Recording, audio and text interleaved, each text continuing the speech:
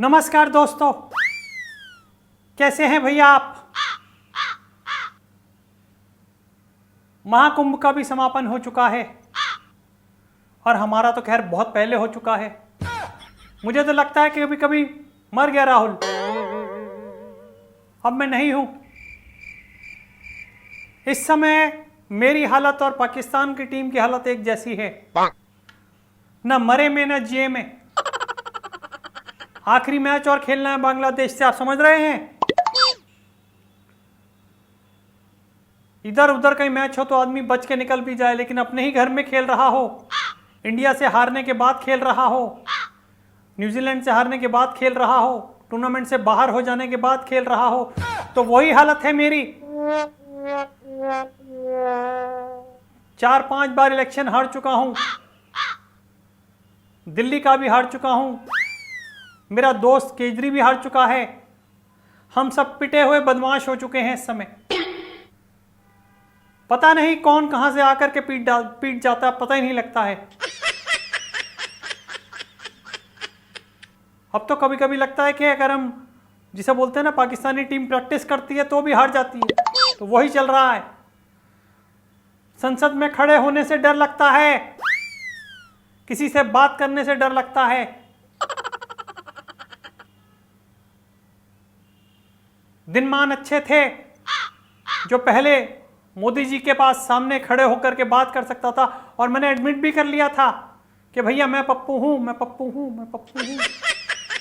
कुछ लोगों ने तो संसद में आने से पहले रिंगटोन बना ली थी, तू पप्पू है, और दूर बचता था तो मैं समझ जाता था मेरे बारे में बात हो रही थी। पर क्या करूं, कुछ नहीं कर सकते। एक बात मान लीजिए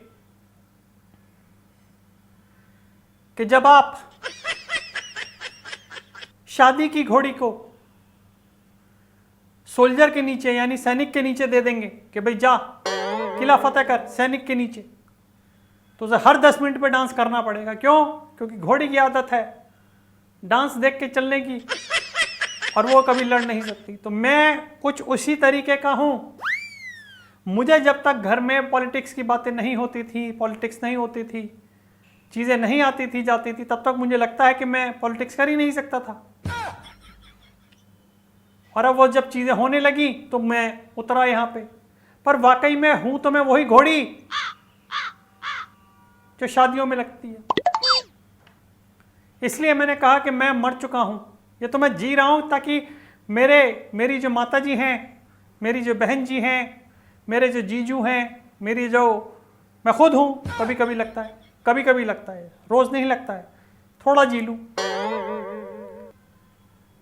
कभी कभी मुझे वो गाना भी याद आता है, अब तो आदत सी है ऐसे ही जीने में।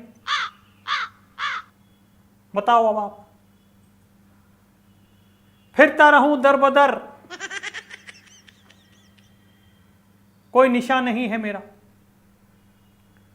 किसी से बात करता हूं तो वो मुझे लताड़ देता है कि आपने अपनी जिंदगी में अचीव क्या किया है, सिवाय इस बात के कि आप सोनिया गांधी, राजीव गांधी और कांग्रेस के हैं।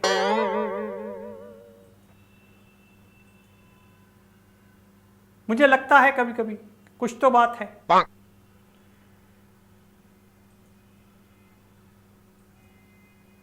पर वही बात है कि कह कुछ सकता नहीं हूं, बोल कुछ सकता नहीं हूं, कर कुछ सकता नहीं हूं। चुनाव पे चुनाव हार गया हूं, इस बार तो खाता तक नहीं खुला है। अब पेट्रोल भरवाने जाता हूं तो डर लगता है, वो कहता है सर जीरो चेक कर लो। मैंने कितनी बार चेक करूं भैया, कितनी बार चेक करूं, वो जीरो से आगे गाड़ी आगे बढ़ती ही नहीं है। मेरा योगदान, मेरा बलिदान भी इस बार जाया हो गया दिल्ली में। अपने दोस्त के लिए मैंने कन्विंसिंग नहीं करी और दोस्ती निकल लिया, मतलब दोस्ती हार गया।